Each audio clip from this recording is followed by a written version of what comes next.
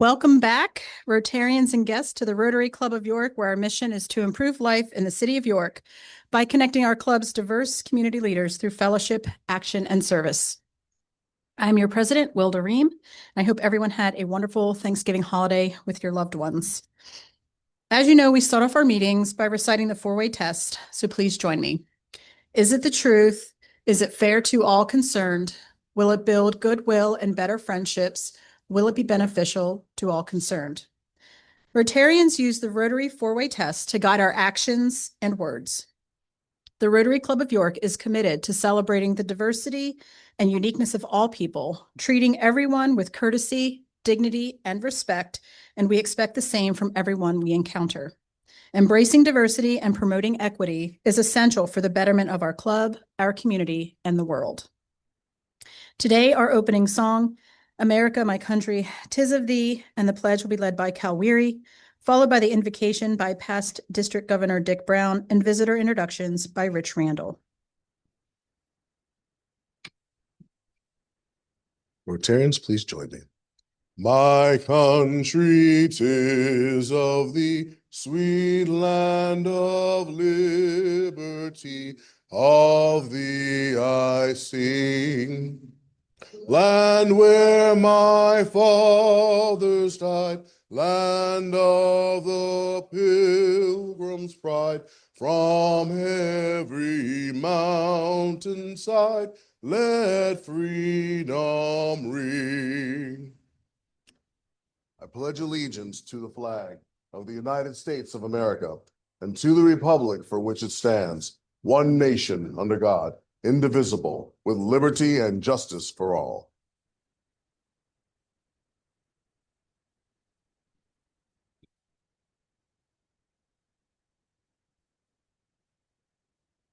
Please think along with me and pray in the way you would like to pray. Lord of the universe, we use that name for you to remind us that no matter their denomination, all good people of the world are guided by your spirit. Help us to stay focused on the objectives we as Rotarians have for the world: peace, tranquility, a true brotherhood of man, freedom from hunger, from oppression, from sickness, fresh, clean water to drink, and education, which will empower all to choose their own destinies. Be with our energetic and creative mayor of the city of York, Pennsylvania, as he delivers a message of hope and encouragement for existing and new leaders to move forward with conviction and enthusiasm. We give thanks for all the blessings, opportunities, and responsibilities that we as Rotarians are presented with each and every day. May we approach them all with optimism, renewed energy, and a commitment to service to you and all mankind. We thank you for your eternal patience as we travel the road of life. Amen.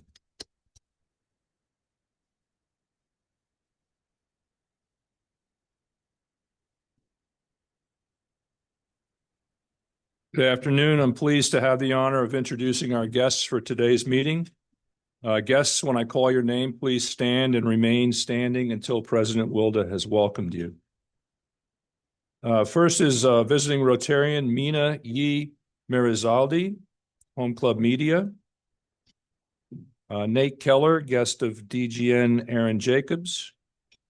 Dami Odubunmi, guest of Amy Brillinger.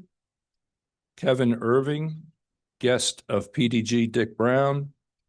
Kathleen Mastrilli, guest of Alicia Barshinger. And James Norrie, guest of Martin Fedorko.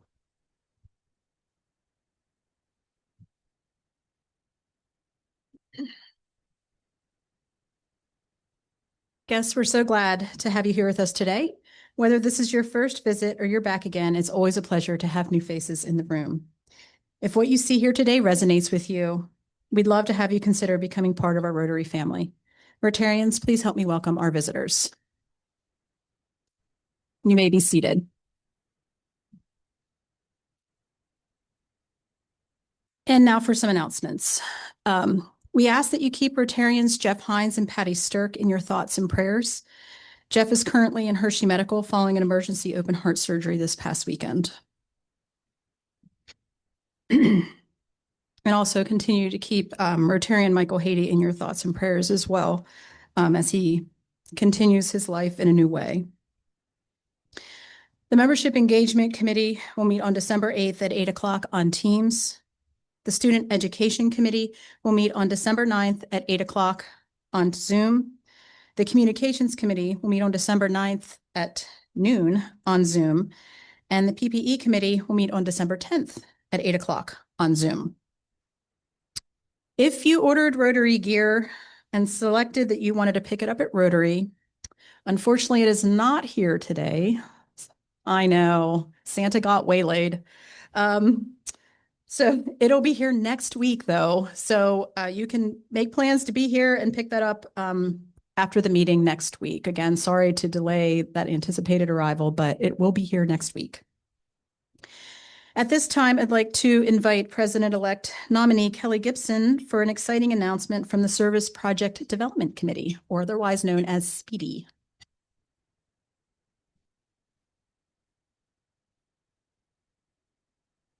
Thank you, President Wilda. The SPEEDY Committee has been working on a way to ensure that we're getting as many impactful ideas of projects that can really transform the lives of York City youth, and inspired by the United Ways Transportation request for proposals, we've created a request for proposals for our club. And so on the website, you'll see under our impact, there's York City Youth Success request for proposals. It's open as of today and will remain open until March 27th. And these will be large scale impact proposals that could be up to $100,000. So it's these dollars we've been working hard to raise and been holding on to that we're hoping to deploy. Those folks who put in an RFP will have to meet with members of the SPEEDY Committee. So this will be a very thoughtful process, but we're hoping to develop that pipeline of really great multi-collaborators, multi-year even projects that really transform the lives of those pre-K to 12th grade students who live in the city of York. We know that you know more people than I do. And so we've sent this to our partners out there at the nonprofit collaborative through the York County Community Foundation and Give Local York to get the word out. But you also know folks we don't. And so on your tables is a QR code that you can take with you or scan, and will take you to this page. Everything's online. The form is online, pretty easy to fill out. The guidelines are there to download. We'll also send out a press release to the press. We want this to get out as wide as possible. So the next great idea that could transform lives of students in our community could be someone you know. So please share as widely as possible. And I look forward to bringing you our results and ideas that we get. And thank you.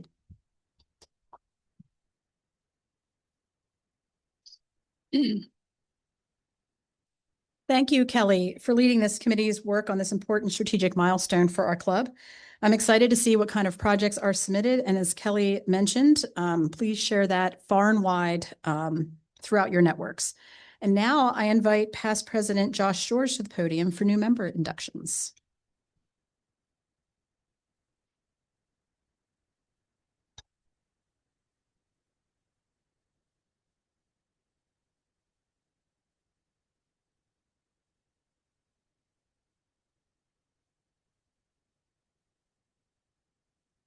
Thank you, President Wilda, and good afternoon, Rotarians and guests.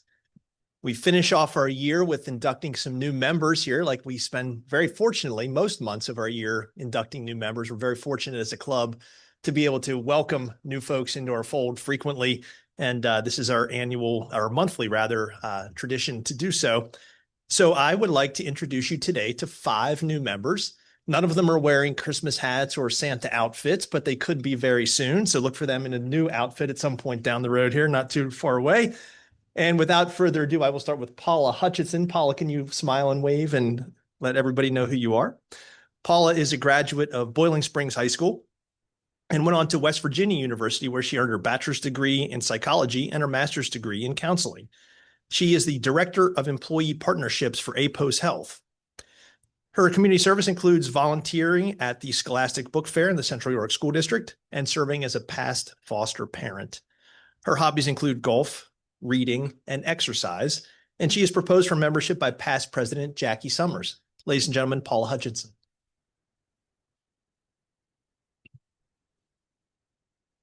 Next, we have Scott Miller. Scott, if you would smile and wave.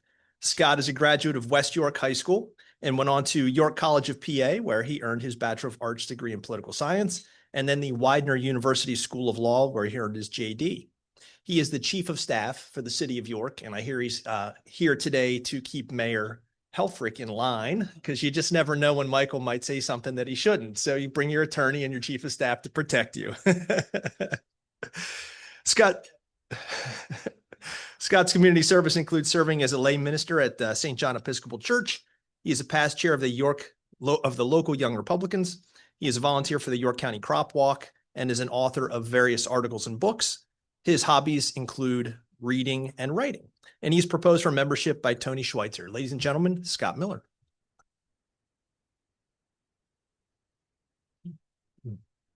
Next, we have Alice Muldrow. Alice, if you could smile and wave. Alice is a graduate of Hershey High School and went on to earn her associate's degree in political science from Hack.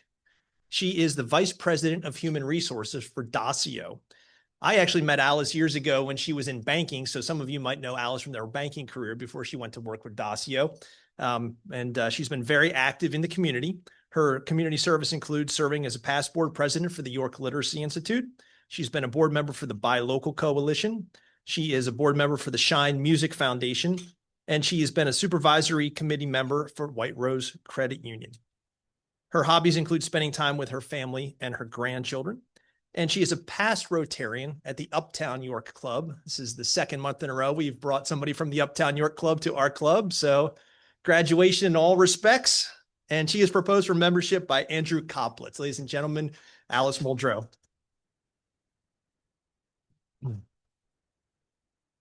Next, we have Mike Rader. Oh, I'm sorry, Bernice Quisenberry. My mistake. I'm going in alphabetical order, and I forgot that Q came before R. I should know that by now, shouldn't I? Bernice, you may recognize as the most frequent Rotarian to join or come as a guest without joining until today. It's nice to have you as a member. Thank you. She is a graduate of York College of Pennsylvania, where she earned her Bachelor of Science in Biology, and she serves as the Chief Executive Officer for Chasing the Rainbows, which is a nonprofit organization that she founded a few years ago. Her community service includes serving as a board member for York County Parks and Recreation, and her hobbies include spending time with her kids at events like museums and trampoline parks. She enjoys running, cooking, and baking. She is married to Steve, and they are the parents of Bryson, who is 15, Faye, who is 3, and Agnes, who is 1. She is a past Rotarian in our club. She was a member a few years back. It's nice to have you back in the fold. And she is proposed for membership by Jane Schusler. Ladies and gentlemen, Bernice Quisenberry.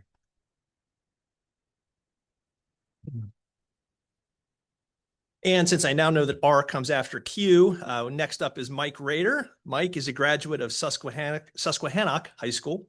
He went on to Penn State, where he earned his Bachelor of Science in Mechanical Engineering, and then he earned his MBA from Loyola University. He is the president and CEO of Barton Associates.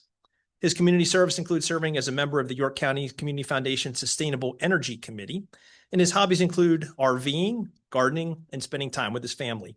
He is married to Jessica, and they are the parents of Elizabeth, who is 24, Wilhelm, who is 22, Avery, who is 21, and Aiden, who is 19. And Mike is proposed for membership by past President Dan Waltersdorf. Ladies and gentlemen, Mike Rader.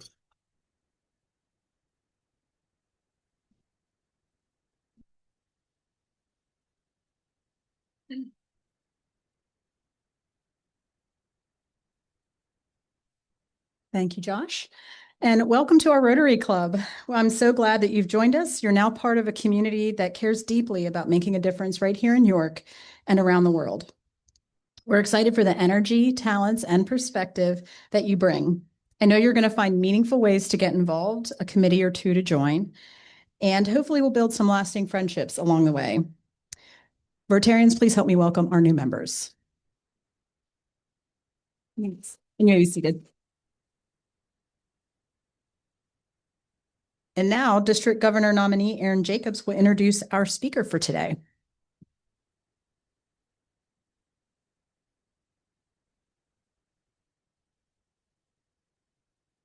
Thank you, President Wilda. Good afternoon, Rotary Club of York. It is customary when we introduce a speaker to the program that we start to outline their achievements and so forth, but I have a feeling that's baked into the presentation today. So I thought it'd be more appropriate to approach this from a character standpoint, which I'm delighted to do so. I got to know the mayor really, I mean, I knew him, but I got to really know him right before he was to make his first run for the office of the city. And I remember when I was talking to him, it was remarkable how he seemed to know everybody in New York City. And I don't mean just the high flyers. I don't mean just the change makers, but even the people in the bread lines, he knew their name. And the reason why he knew their name was because he was always among the people. This man knew every building, every avenue, and every alleyway. And to my delight, he also is very resonant with the city's history quite prominently as well, which impressed me. And I remember going home to my wife one time and going, I think this guy has got to be the one. This guy really gets it. He really cares. And you know, the thing that's funny about politics, when you vote for somebody, it's a gamble. And you kind of wonder what you're going to get out of that. And, you know, it's easy for us to sit back and go, you know, I think I'd have done that differently, or I don't like what they did. But with our mayor, what I liked about it is because I knew at the end of the day, there was a good person who cared more about the community than he did anything else. And I knew that was guiding his decisions. And I was delighted to see that that has played out over the 8 years of his administration. And so as your years are winding down to 33 more days, we embrace new leadership. I hope as we start to settle and reflect back on what we would call the Helfrich years, that two thoughts come to our mind: good man and great mayor. Ladies and gentlemen, Mayor Michael Helfrich.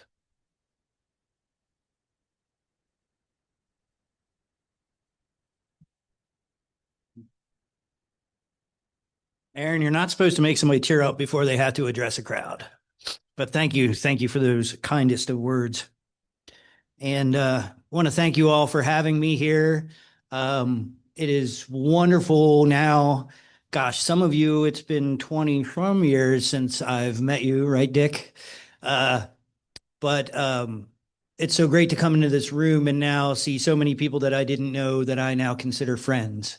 And I know how much you have all contributed to the same work that I've believed in for a very long time. So thank you all for how you have received me.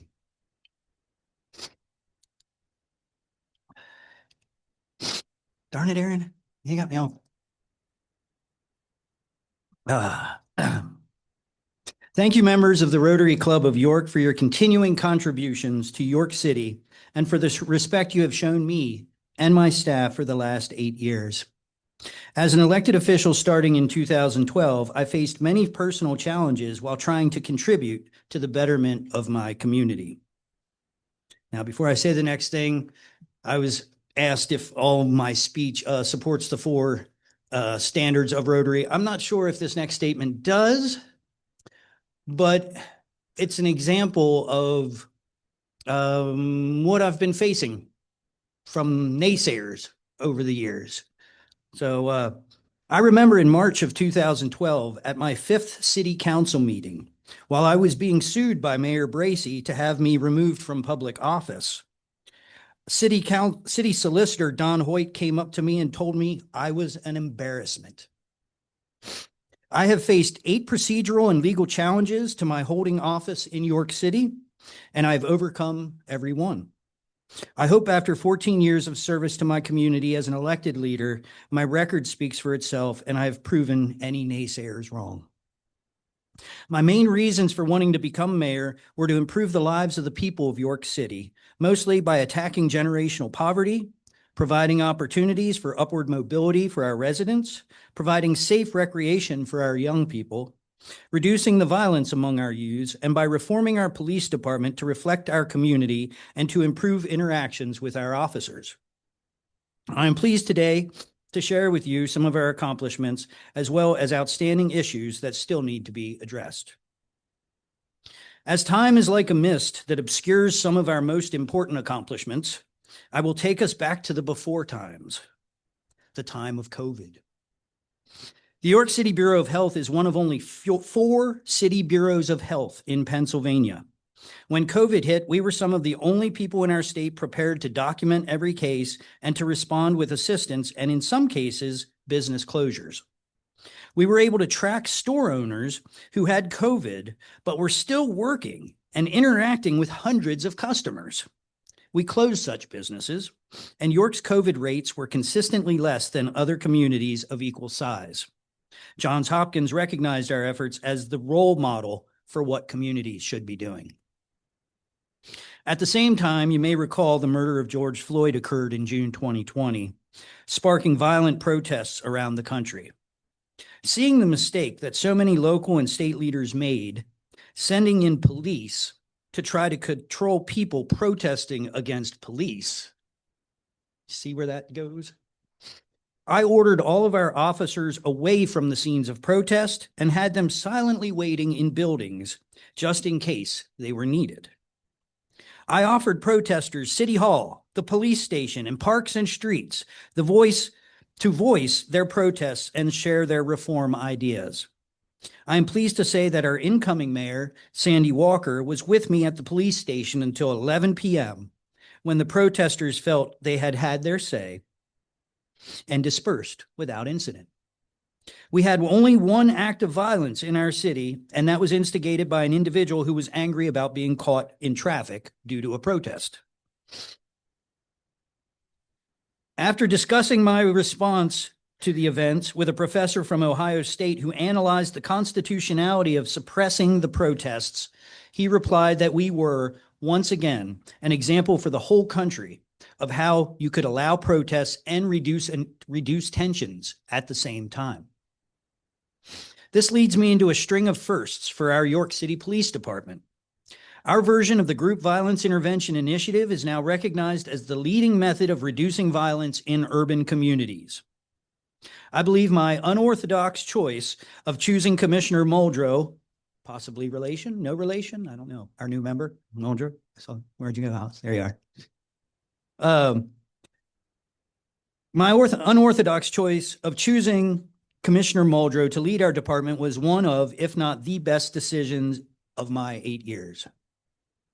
He was and is the man to fulfill my main 3 policing goals: reduce violence, a police department that reflects the makeup of our community, and increasing respect for our police, which in turn increases participation from our community in solving crimes. Commissioner Muldrow followed by making an unorthodox recommendation of hiring Tiff Lowe, a former homeless woman and drug dealer turned hall monitor for York City schools, choosing her to lead our GVI initiative. The compassion and empathy that exude from Tiff Lowe are felt by the community, particularly our young people who have responded to her tough love. For the last 3 years, we have seen consecutively low violence numbers, I believe the lowest for a 3-year period since we have kept track. When I came into office in 2018, the police department was made up of 94% white males, hardly a reflection of our community. Today, 26% of our department represent other cultures and women, and we have officers fluent in Spanish, Arabic, Italian, Hebrew, French, and sign language. Under Muldrow's leadership, our department has seen increases in resident participation in solving crimes, while complaint numbers against our officers have plummeted. And the return of police dogs to duty as York City police officers, after the horrible use of violent dogs by former police officers and at least one mayor, is yet another first in our country. Our therapy dogs have done wonders when interacting with those that may not have otherwise engaged with York City Police.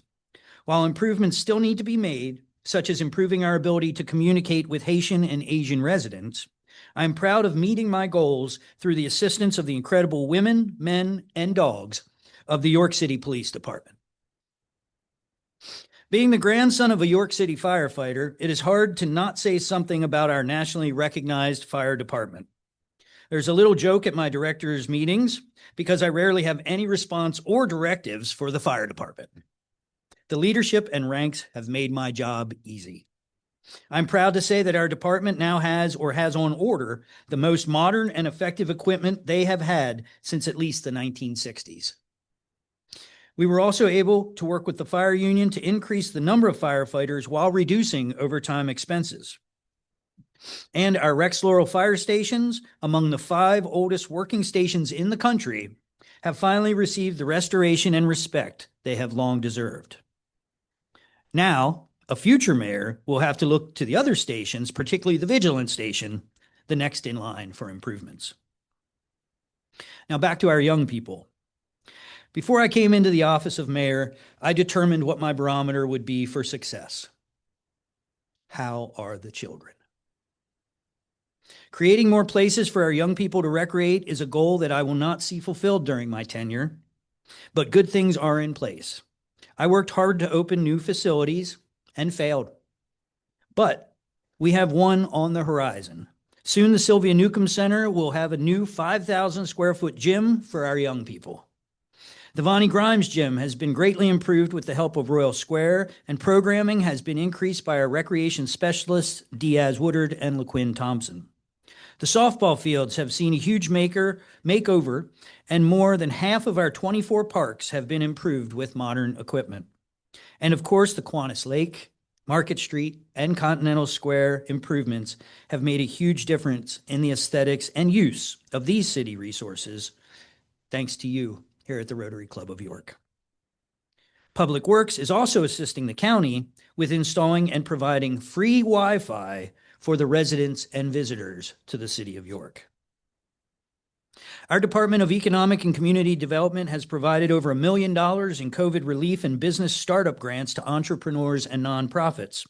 We have provided over $250,000 in personal home improvement loans and grants to reduce blight, provided over $1 million to the Redevelopment Authority to acquire properties and reduce blight, and I will be recommending an additional $3 million go to the RDA to acquire the 30 Soho blighted building and to improve the housing stock throughout York City. We have provided $1 million to provide shelter and apartments for our residents experiencing homelessness, including to the construction of LifePath's new facility at the old pewter factory on Philadelphia Street. This and the new Friends and Neighbors drop-in facility on North Duke Street will help relocate those seeking services, allowing Market Street to increase its economic development potential while improving support for our residents.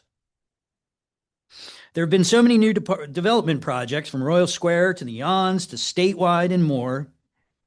I don't claim responsibility for these, but I hope I have been able to improve our responses and assistance in bringing these important projects to life. I could go on, but I know you don't have time for a full 8-year recap. I'd like to share a few to-dos for future mayors and for the Rotary Club of York. Housing, housing, housing must continue to be supported from affordable to luxury. Organized recreation and new facilities must be a priority if we want to see our violence numbers continue to drop. We must continue to support our service providers assisting our residents experiencing homelessness. And I know I've spoken to you about this before, but please, please learn more about the outdated taxation system in Pennsylvania and lobby to have it reformed away from property taxes, the death of all cities in Pennsylvania. Finally, I want to end with a tragic and hopeful story, a marker and reminder of why I gave 14 years of my life to my community. On Halloween night at 2 a.m., I dropped my date off at her house on South George and turned the corner to find a fight occurring on West Jackson. I stopped my car and was able to stop the fight, not knowing that a second fight was brewing around the corner. After about 15 seconds of fighting, the young man that was winning the fight was shot with a barely audible .22. He fell to the ground as people fled. I called the police. They arrived, but nothing could be done to save 23-year-old Jaitik Christie. He wasn't bleeding. Only a small hole could be found in his side. The tiny bullet had ricocheted around inside Jaitik. I watched helplessly as life drained from his eyes, and he expressed his own fear and helplessness. It's the first time I saw a young person murdered right in front of me. It was all a big joke and good time for the 20 or so young people cheering on the fight, until it wasn't a joke anymore. How are the children? I found out later that Jaitik was working with GVI and even wanted to interview me for a podcast he was working on. He had sworn off the guns, but even being involved in a fistfight can quickly degrade to a murder. How are the children? Some are still not right. Violence continues to be glorified by some, from politicians to the media stars. How does this help the children? We have made some progress. We have to do more. The following week, we had a GVI call-in where we bring in a few young people to warn them of their poor life trajectory and to offer them services. After the meeting, one of the young men approached me. I didn't recognize him, but it was little Ronnie. Literally, that was what he went by, little Ronnie. He was only this big. He's a kid from my neighborhood who had taken fishing under the Penn Street Bridge when he was 11, before I was the mayor. His eyes always lit up when he saw me, and we talked about the next time we would go fishing. I watched with sadness as he devolved into a hold-up specialist, pulling up on his little bike with a gun and robbing people. He was caught and went to prison. I thought I had lost him forever. But at the meeting, he informed me that he was now an EMS driver and wanted to see if we had any more graduations, less funerals, scholarships, so he could go to Hack to get his CDL license. As one of my last acts as mayor, I've increased the 2026 budget for the scholarships that truly alter the course of generational poverty. How are the children? We can do more. I know you will. Thank you.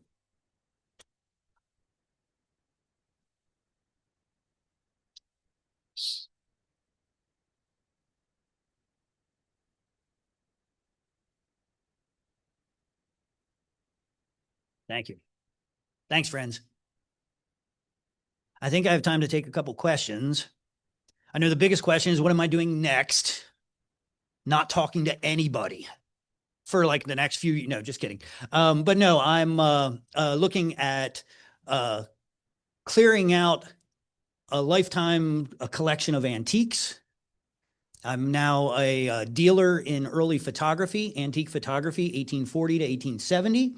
So if you have any interest in that or have any old photographs, particularly around York, I would be delighted to help you evaluate what you have and to take a look at those.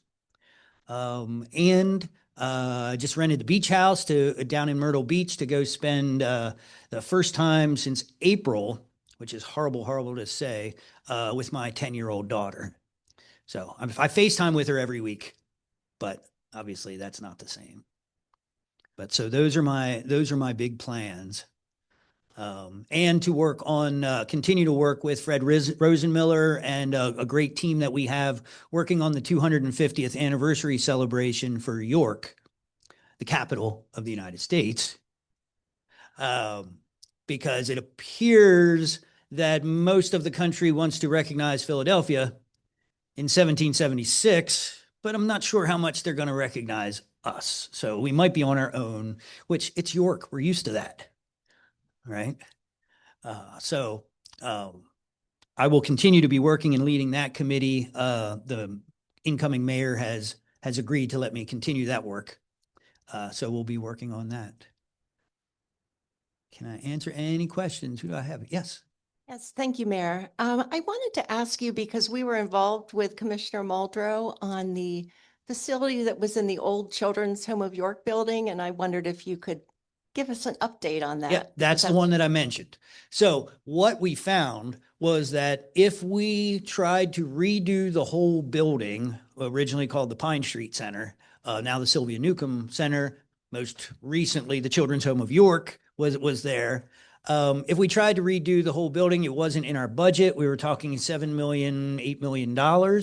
So I cut the plan back to my original thing, which was to put a pole building essentially in the back of that building, a 5,000 square foot facility that would be basketball courts and would be able to be used for that program, the reprogram of having our police officers working with young people in that facility. So it is not forgotten and not lost. It's just sometimes good things take time.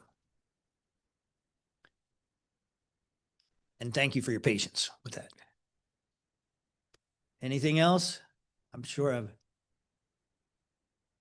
Yes, hey. Hi, can you talk a little bit about the use of proceeds from the sale of the sewer plant? Yes. What it was used for, what's left, and how you foresee that being allocated in the future? Yes. So how it's been used? No new taxes. Best thing a politician can say, right? No tax increases. But seriously, we were able to put aside approximately $170 million of the $235 million price tag.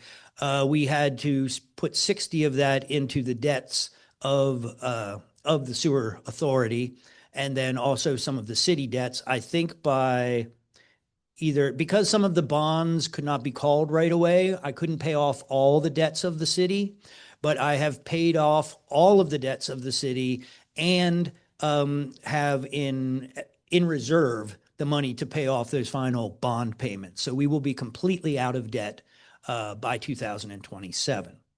The rest of the money, approximately $170 million, is reserved only for payments of the pension obligations of the city of York, called the minimum municipal obligation, the MMO, and also the health benefits of our employees. So it's not to be used for any new projects, anything like that.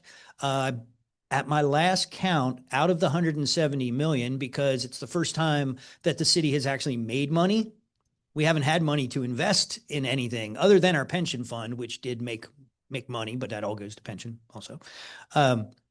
But we are down, I think, in the high 130s right now after our last payment, either 130s or low 140s, 140 million left. So after, and the plan, this goes back to what I said about the state tax system.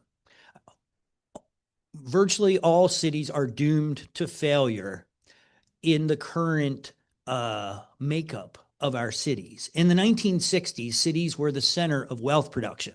They were where industry was. They were where the richest people lived. It made sense to say that cities could pay for themselves through property and business taxes. But by the mid-1970s, that was no longer the case.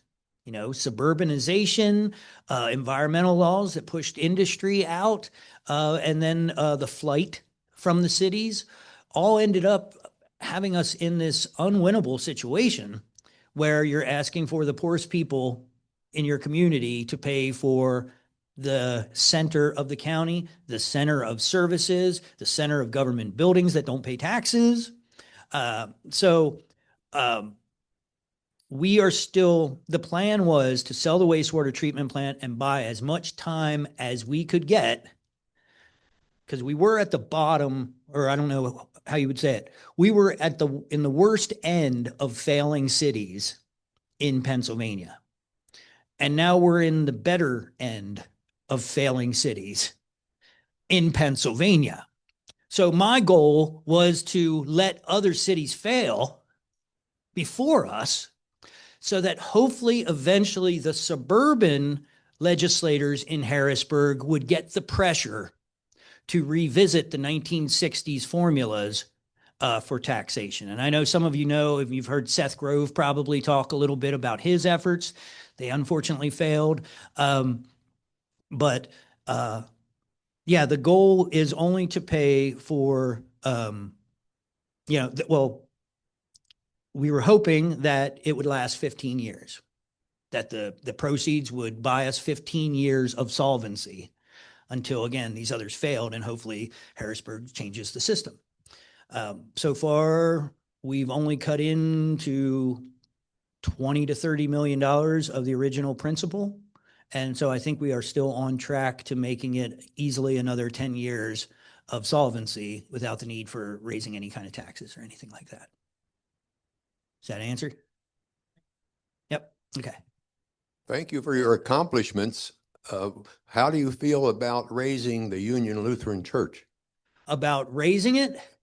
You know, this is one of these tough things, and I was already told not to mention this. I was told that no matter what I said, this meeting would go better than the last one. But you know, I've got real mixed emotions on it. Being a major historian here in York and loving old buildings, I also recognize that you can't save everything. And so if nobody is willing to purchase it, if no philanthropists are stepping up saying we're going to buy it and donate it for another purpose, such as the Lafayette Club, which is now a wonderful facility for York College, if nobody is willing to do that, I don't know what other answer there is. We have 5.25 square miles, and we are likely never going to have more. So what do we do with this 5.25 square miles that we have? It is a lovely historic building. Who wants to save it? If not, I know I can't afford to save it, so I don't have an opinion, even though it's on my street.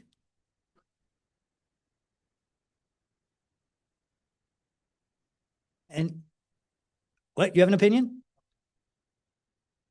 Are you going to fix it, Cal? Yeah.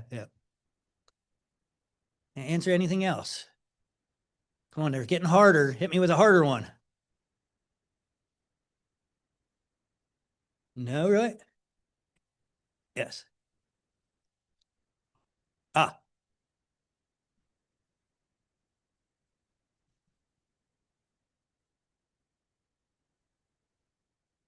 I'd just like to say that when you were first elected, I was a skeptic.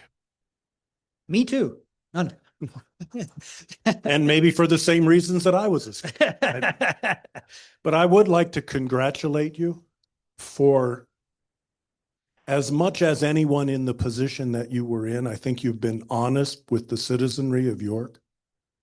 I think you've taken on things creatively, many of which have worked, just from a practical standpoint. I'm delighted at the progress that has been made in the city of York under your leadership and under that of Commissioner Muldrew, and I'm sure many others whose names I don't know. If you had to provide the proverbial envelope in the desk drawer to your successor about how to handle the office, what would you tell her? Well, the great thing is that I've had the future mayor in my office since March, getting her ready for her new job. So that was one thing that we've been able to do. So she is prepared, a lot more prepared than I was, walking in without any interaction with the former administration. So I'm glad I could do that, but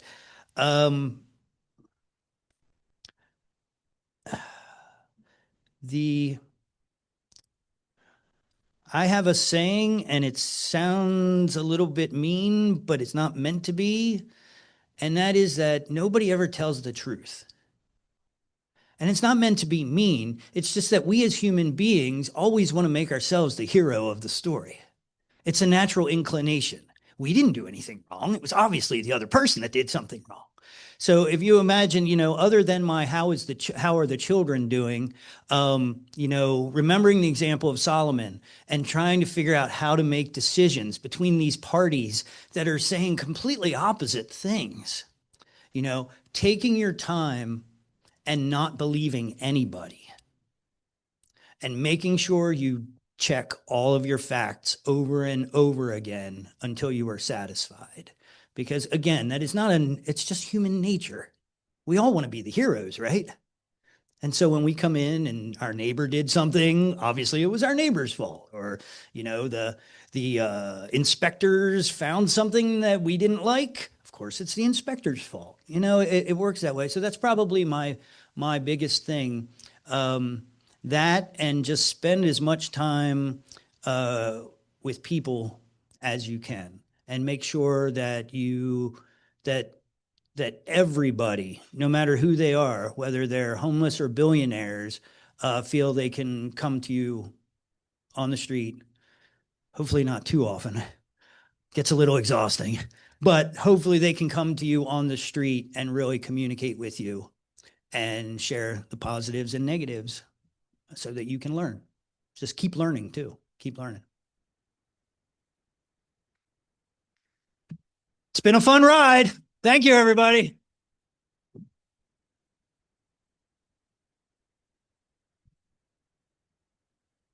Do I stay up here? Nope, you're good. All right. Thank you so much, Mayor Helfrich, for being here with us today and sharing such a thoughtful look back at York's progress and the work that remains. We're grateful for your commitment and for the 8 years you've devoted to leading our community. We appreciate all you've done for the city of York and wish you the best of luck in your next adventures. And it's always great. It's always been nice seeing you out and around downtown. So hopefully our new mayor will do that as well. Our speaker has signed a bookplate to be donated to the YWCA Early Childhood Center in the city of York, along with a bookmark made by the students at Creative York. It is My Octopus Arms. We're back to the octopus theme. Next week, we'll hear from Jacob Gilliland, son of Rotarian John Gilliland. Jacob is a professional fly fishing guide and outfitter. For nearly 10 years, he has been guiding clients from around the world in places such as Colorado, Alaska, and Pennsylvania.